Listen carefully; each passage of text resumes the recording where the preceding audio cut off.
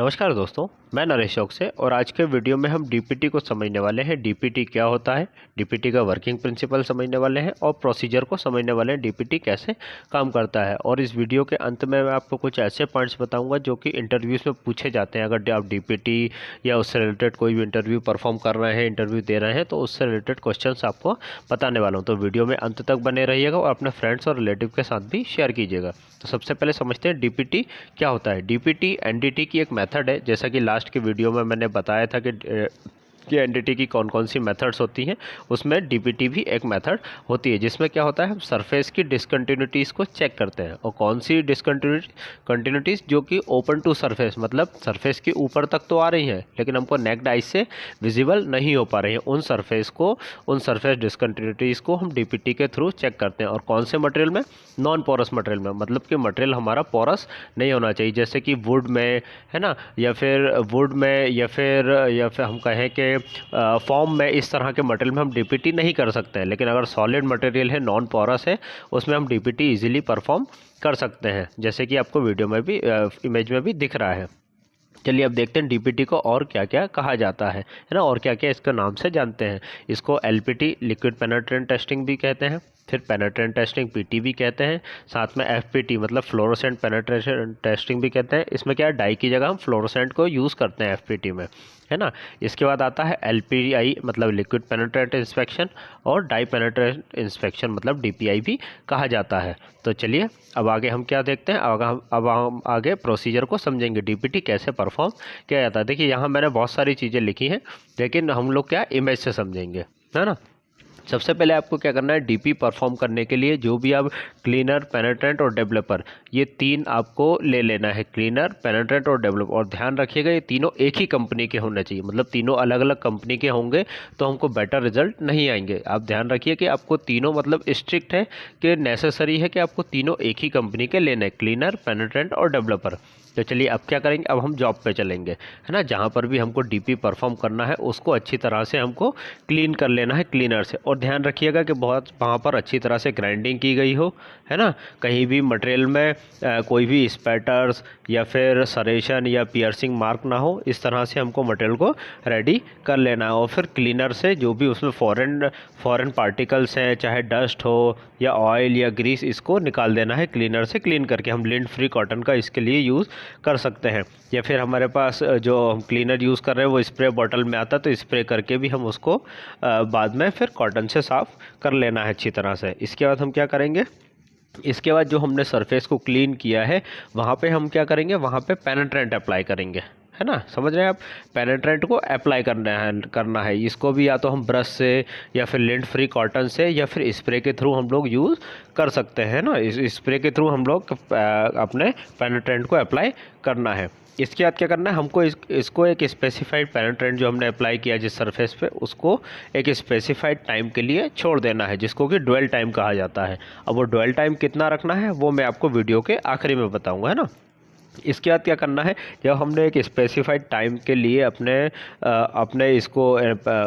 पेनिट्रेंट को छोड़ दिया है जॉब पर, इसके बाद हमको जो एक्सेस पेनिट्रेंट, मतलब क्या है, जो भी हमने ड्वेल टाइम रखा है उतनी देर में हमारा पेनिट्रेंट डिसकंटिन्यूटी के अंदर चला जाएगा, है ना, चला गया। इसके बाद हमको जो एक्सेस पेनिट्रेंट है उसको अच्छी तरह से क्लीनर से लिंट फ्री कॉटन के थ्रू हमको साफ़ कर लेना है ना। जैसे ही हम लोग साफ़ करेंगे, अच्छी तरह से साफ़ करने के बाद हमको डेवलपर यूज़ करना है। डेवलपर हमको स्प्रे के थ्रू यूज़ करना है ना, जो हमारी बॉटल में हमने स्प्रे लिया है, जो हमने क्लीनर और पेनिट्रेंट और डेवलपर यूज़ कर रहे हैं। और ध्यान रखिएगा जब भी आप पेनिट्रेंट या डेवलपर का यूज़ करें, स्प्रे के थ्रू यूज़ करें, तो बॉटल को अच्छी तरह से शेक कीजिएगा, ठीक है।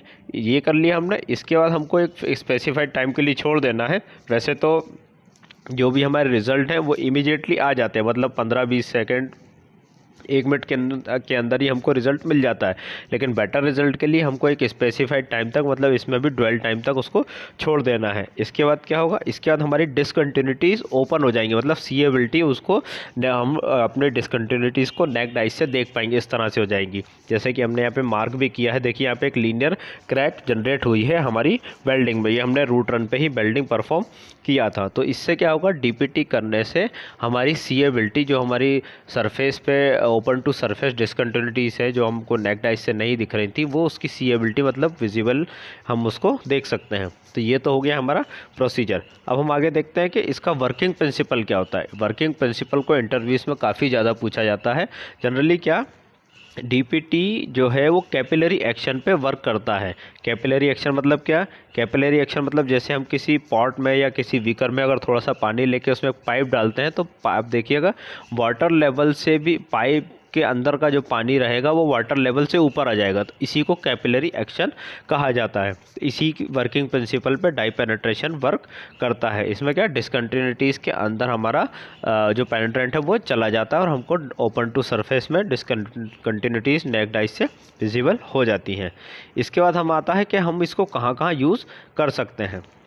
हम इसको मेटल्स में, सेरेमिक में और प्लास्टिक में और अदर कंपोनेंट्स में, ग्लास में भी इनफैक्ट डीपीटी कर सकते हैं। बस बात यह है कि वो नॉन पोरस मटेरियल होना चाहिए। पोरस मटेरियल अगर यूज़ करेंगे तो हमारा जो पेनिट्रेंट रहेगा उसको पोरस मटेरियल एब्जॉर्ब कर लेगा। मतलब अगर वुड में या फॉर्म में करेंगे तो उसको क्या है वो पेनिट्रेंट एब्जॉर्ब कर लेगा, तो हमको रिजल्ट वहाँ पे नहीं मिल पाएंगे। और cracks formation, holes, pores, pin hole, surface discontinuities और लीक्स को डिटेक्ट इजीली हम डीपीटी के थ्रू कर सकते हैं। इसमें क्या पावर इंडस्ट्री, एनर्जी इंडस्ट्री और ऑटोमोशन और एरोस्पेस इंडस्ट्री, ऐसे कई सारी इंडस्ट्रीज़ जो हैं, हैवी फैब्रिकेशन इंडस्ट्रीज़ में डीपीटी को यूज़ किया जाता है। तो चलिए अब हम आगे देखते हैं हमारे की पॉइंट्स। जैसे कि मैंने वीडियो के शुरू में बताया था कि मैं आपको कुछ पॉइंट्स बताऊंगा जो इंटरव्यूज़ में पूछे जाते हैं। आज के वीडियो में हम यहाँ तक बात करेंगे, की पॉइंट्स में आपको बताता हूँ और इसका एक्सेप्टेंस क्राइटेरिया और एक प्रैक्टिकल वीडियो और इसके आईएसओ कोड कौन कौन से हैं जो कि डीपीटी में फॉलो किए जाते हैं, उसके लिए हम आगे एक वीडियो बनाएंगे आपको। तो चलिए अब हम देखते हैं जो इंटरव्यूज़ में क्वेश्चन पूछे जाते हैं उसके क्या क्या होते हैं। वो है सबसे पहला हमारा है लक्स वैल्यू। मतलब जो हमको एक्चुअली क्या है, डीपीटी जो है ना वो दिन में भी किया जा सकता है और रात में भी किया जा सकता है। अगर हम लोग दिन में डीपीटी कर रहे हैं तो उसमें क्या है, मिनिमम लक्स वैल्यू 1076 होनी चाहिए। ये मिनिमम हो गई है ना। लक्स वैल्यू को चेक करने के लिए क्या है, एक लक्स मीटर होता है, उससे हम इजीली लक्स वैल्यू चेक कर सकते हैं। तो डीपीटी करने से पहले सबसे पहले हमको लक्स वैल्यू ही चेक करनी होती है। अगर हम कहें कि हमको नाइट में करना है तब लक्स वैल्यू कितनी चाहिए, तब क्या है मैक्सिमम 20 लक्स होनी चाहिए। तो इसके लिए क्या है, हम फ्लोरोसेंट जो हमने पहले बताया था, फ्लोरोसेंट पेनिट्रेंट का यूज़ करते हैं नाइट के टाइम पे। उसमें क्या है, उसके थ्रू हम लोग डीपीटी को परफॉर्म करते हैं और वहाँ पे मैक्सिमम 20 लक्स वैल्यू होनी चाहिए। लक्स वैल्यू जो है वो 20 होनी चाहिए, उससे ज़्यादा लक्स की वैल्यू नहीं होनी चाहिए, 20 लक्स से ज़्यादा नहीं होनी चाहिए ना, ध्यान रखिएगा ये चीज़। इसके बाद जो हमारा है ड्वेल टाइम, जैसे मैंने वीडियो के बीच में बताया था, ड्वेल टाइम मतलब हम कितनी देर पेनिट्रेंट और डेवलपर को हमारे जॉब पे जहाँ डीपीटी कर रहे हैं वहाँ छोड़ रहे हैं, है ना। तो क्या हो, वैसे तो कंपनी के पास एक रिटर्न प्रोसीजर होता है, वहाँ पे लिखा हुआ होता है। अगर नहीं भी है तो आप 8 से 10 मिनट तक इसको छोड़ सकते हैं, कि ड्वेल टाइम रख सकते हैं।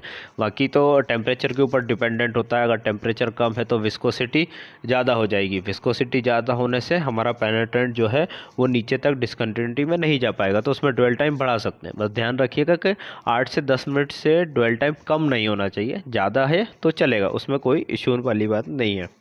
इसके बाद जो हमारा नेक्स्ट आता है वो टेम्परेचर रेंज, मीन्स कितने से कितने टेम्परेचर तक हम डीपीटी कर सकते हैं। तो ध्यान रखिएगा 5 डिग्री सेल्सियस से लेके 52 डिग्री सेल्सियस तक हम डीपीटी इजीली परफॉर्म कर सकते हैं। इसके बाद आता है पोजीशन, मतलब डीपीटी किसी भी पोजीशन में परफॉर्म की जा सकती है, इसका ग्रेविटी पे अफेक्ट नहीं होता है।